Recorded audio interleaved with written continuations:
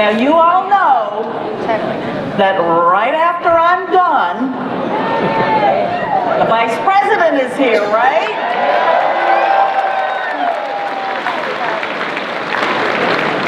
So my fellow CPACers, have a seat and get ready.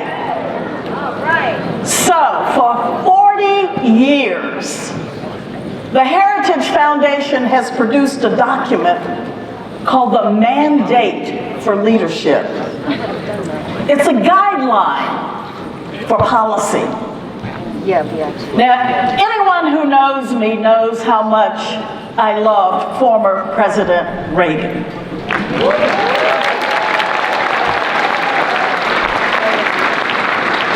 When we published our mandate for leadership, President Reagan gave it to every member of his cabinet and said, if you do this, we will have a successful presidency.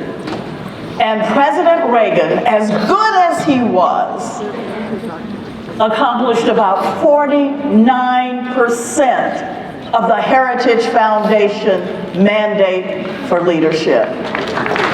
Now,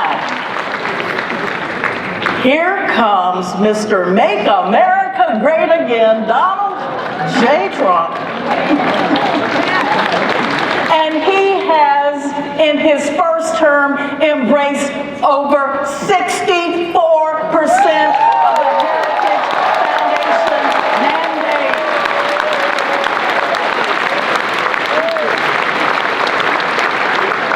Now, I agree with the president on almost everything. But there's one thing he said that I take issue with. The president said, you're gonna get tired of winning. In fact, Mr. President, I ain't no ways tired.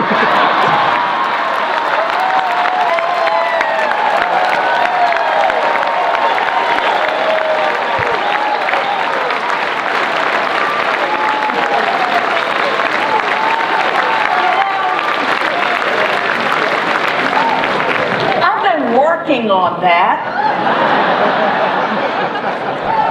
And I thought I should turn on old Uncle Joe and Hillary to see how I could affect that black dialect.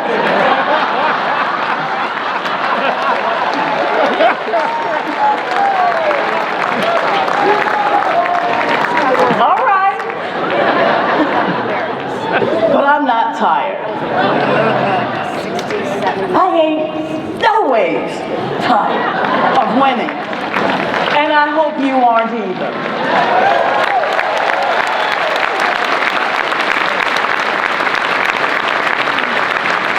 We come to CPAC every year because we want to hear the fantastic speakers. We want to do some networking. We want to catch up with some old friends. I see some folks over here I haven't seen in a while. But what's the real reason you're here? Americans. You got it. We're here because the stakes are high. And ladies and gentlemen, we face a battle today between those who want to preserve this nation and those who want to bring her down from within. The question I have for you is, are you ready for the battle? Yes. Are you ready for the fight? I came to CPAC because I wanted to encourage you. I know there are times when we feel like we're outmanned, figuratively speaking, outgunned, only figuratively.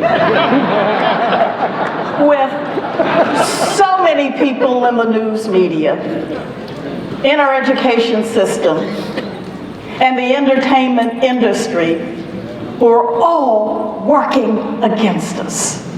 But let me tell you, I know what many of them don't, that we have a stronger will to win because of what's at stake. They don't get it, you do.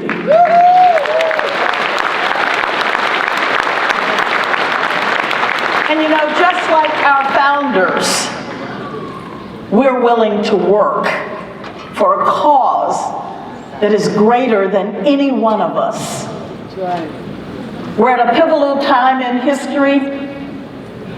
We're seeing our founding principles not just abandoned, but trashed.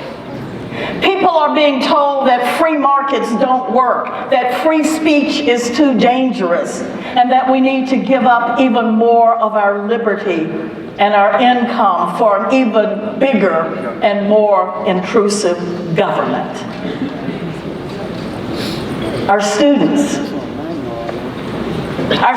in our public schools are lied to repeatedly and told that America is an imperialistic nation. They're told we're the cause of the world's problems, like poverty and pollution and global warming. It's all our fault.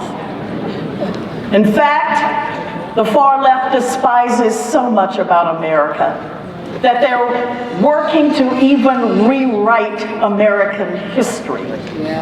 They're trying to erase our American identity, and they're trashing the fact that America is exceptional among the nations. Yes, I said it.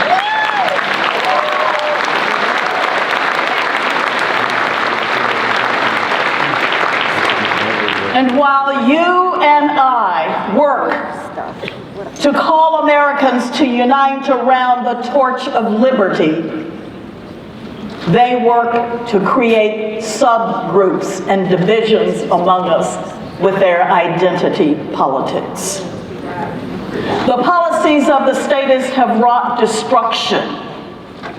Rather than bringing prosperity, they bring decline. Rather than bringing unity, they sow divisiveness. Rather than protecting freedom, they subordinate it to an even more powerful, intrusive, and bigger government. That's not the America most people, even most moderates and liberals, want to live in. So, what are we going to do about this? You can run for president! We got a good one. We got a good one. How are we going to stop them? So I have some suggestions. We've often heard the story when he was leaving Constitutional Hall that Benjamin Franklin was asked the question whether America would end up as a republic or a monarchy. And he replied, a republic if you can keep it. We intend to keep it.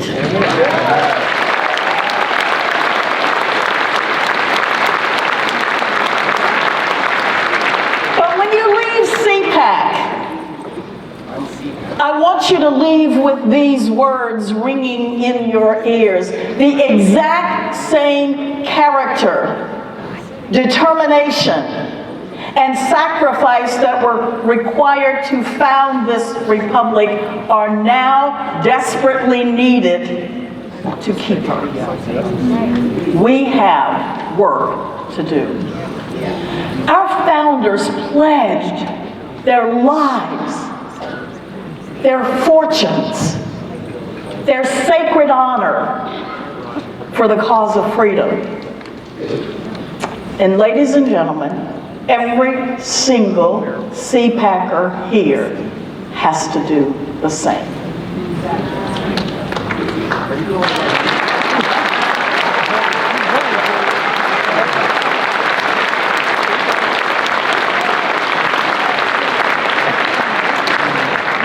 Fortunately, I don't think we have to die for the cause, but we do have to dedicate our time and our treasure to defending this nation against those who would destroy her.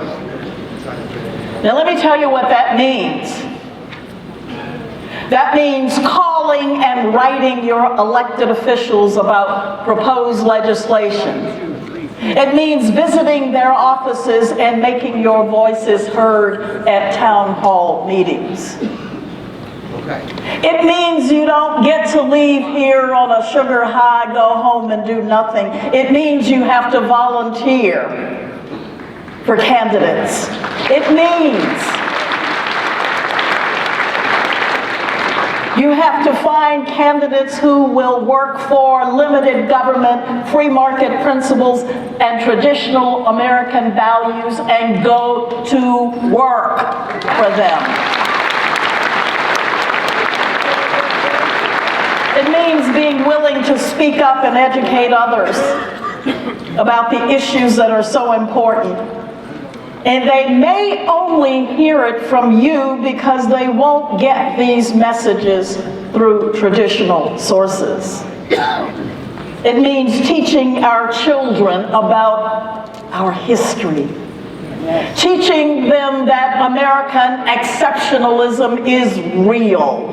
Teaching them that it's okay to feel pride in their country.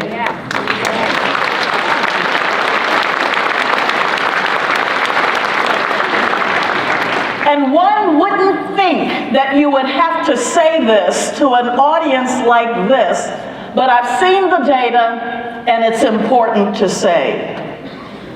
It means multiplying our efforts to go out and find your neighbors, your friends, your church members, and they are many, who have not registered to vote, get them registered and get them to the polls.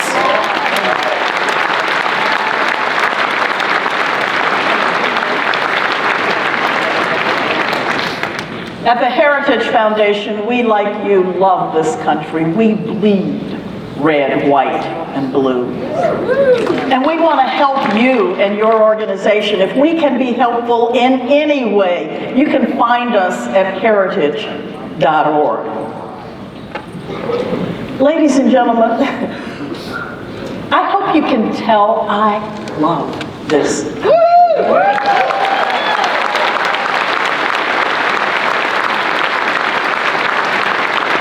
This is a very special country, and we are a truly blessed people.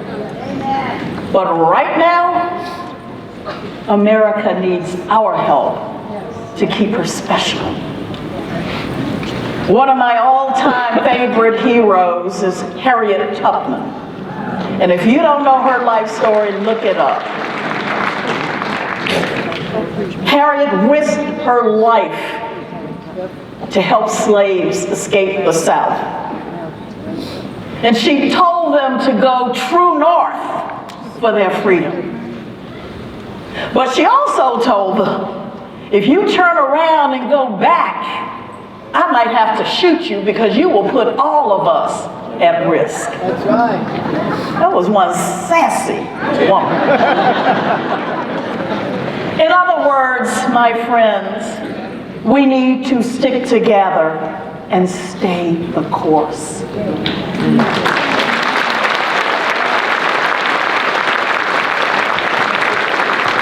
I'm asking you, my fellow conservatives, don't turn around.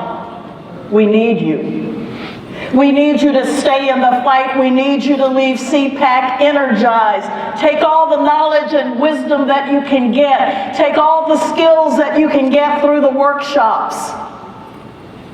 This is not the mountaintop experience.